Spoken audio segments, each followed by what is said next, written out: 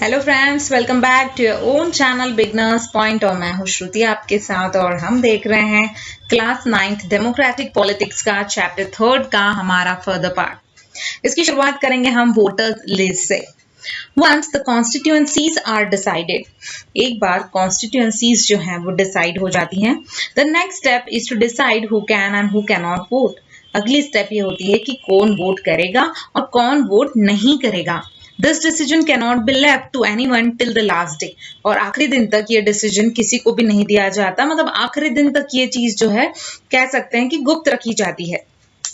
In a democratic elections में the list of those who are eligible to vote is prepared much before the election and given to everyone। जो list होती है voters की, मतलब कौन लोग vote करेंगे, उसकी लिस्ट इलेक्शन के बहुत समय पहले ही बन चुकी होती है और सबको दी जा चुकी होती है। This list is officially called the electoral roll.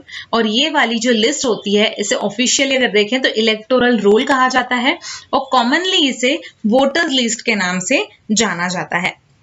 This is an important step for it is linked to the first condition of a democratic election। और सबसे important चीज इस लिस्ट की क्या होती है?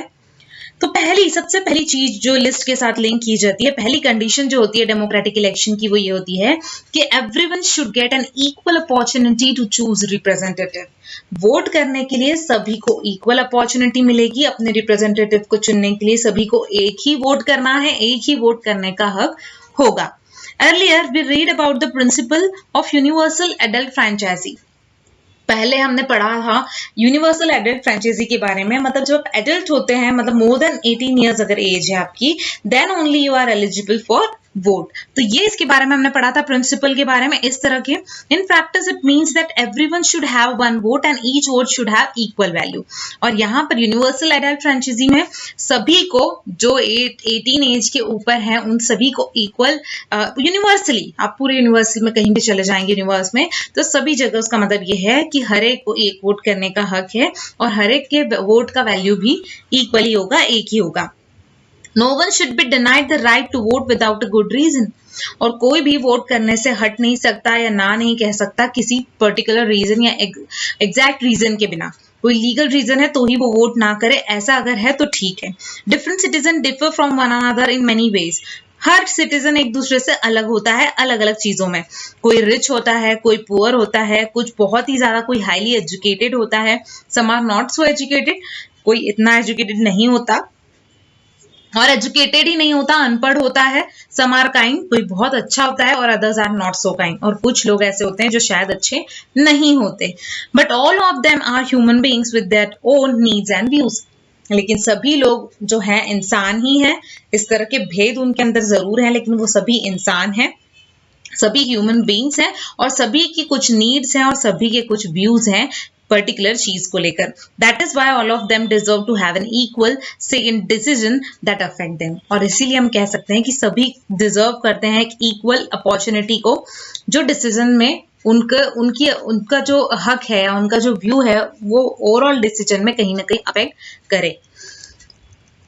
In our country, all the citizen age 18 years and above can vote in an election। हमारी country में ये जो रूल है जिसमें 18 इयर्स या उससे अबोव वाले जो लोग हैं वही वोट कर सकते हैं।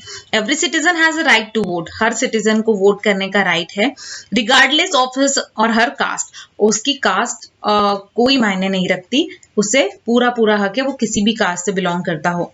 रिलीजन और जेंडर कोई भी हो, कोई भी धर्म का हो, कोई भी जाति का हो और कोई भी जेंडर का हो, मेल हो फीमेल हो, सभी को हक है। Some criminals and persons with unsound mind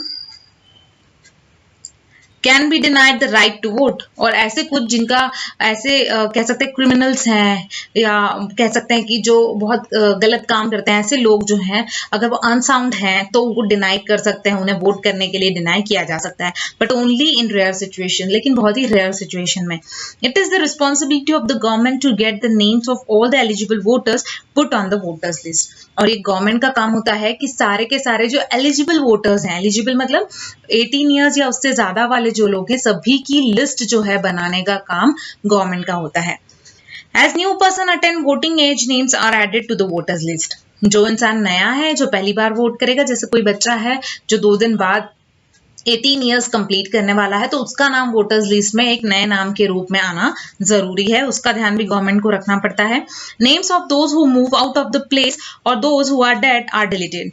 वो लोग जो माइग्रेट हो गए हैं एक जगह से दूसरी जगह, उनका नाम उस प्लेस से हटाने का काम, या अगर कोई इंसान जो है वो मर गया है तो उसका नाम उस लिस्ट से हटाने का काम भी गवर्नमेंट का होता है। A complete revision of the list takes place every 5 years, और हर 5 साल में कंप्लीट रिविजन जो है इस वोटर्स लिस्ट की होती है। This is done to ensure that it remains up to date, और ये इसलिए होता है ताकि हमारी जो वोटर्स लिस्ट है वो अप टू डेट रहनी चाहिए। कितने लोग मर गए, कितने लोग और पैदा हो गए या एलिजिबल हो गए वोटिंग के लिए, ये सारी चीजें अप टू डेट रखने के लिए इसे जरूरी होता है बार बार रिवाइज करना। In the last few years, a new system of election photo identity card has been introduced. कुछ सालों में, पिछले कुछ सालों में एक नई सिस्टम जो है इलेक्शन फोटो आइडेंटिटी कार्ड की, EPIC की, ये इंट्रोड्यूस की गई। The government has to try to give this card to every person on the voters list. और गवर्नमेंट ने कोशिश की है कि ये कार्ड वो हर पर्सन को देगी जिसका नाम वोटर्स लिस्ट पे है। The voters are required to carry this card when they go out to vote. और वोटर्स को मतलब बहुत ही कंपलसरी होगा कि ये कार्ड को अपने साथ लेकर जाना है जब वो वोटिंग के लिए जाएं, so that no one can vote for someone else. और इसी तरह से इससे क्या होगा, इसका फायदा क्या होगा कि कोई और किसी और के लिए वोट नहीं कर सकता। जैसे अगर मैं जा रही हूँ तो मुझे अपना वोटिंग कार्ड ले जाना पड़ेगा साथ में, जिसपे मेरा फोटो भी होगा, और मैं अपना वोटिंग दे के आने के बाद में किसी और का कार्ड ले जा नहीं सकती, और अपने कार्ड से किसी और के स्पेस मैं वोट नहीं डाल सकती। इसका मतलब क्या होगा कि एक अश्योरिटी हमें मिल जाएगी कि पर पर्सन एक ही वोट डाल सकता है। But the card is not yet compulsory for voting, लेकिन आज भी वो कार्ड जो है अब तक भी कंपलसरी नहीं किया गया है। For voting, the voters can show many other proofs of identity like ration card और ड्राइविंग लाइसेंस। आज भी एक ये चीज है कि आपका आइडेंटिटी बताने के लिए आइडेंटिटी कार्ड की जगह, मतलब वोटर्स कार्ड की जगह पे आप कोई और आइडेंटिटी कार्ड बता सकते हैं, जैसे आपका ड्राइविंग लाइसेंस है या राशन कार्ड है, इस तरह से। Recently, a new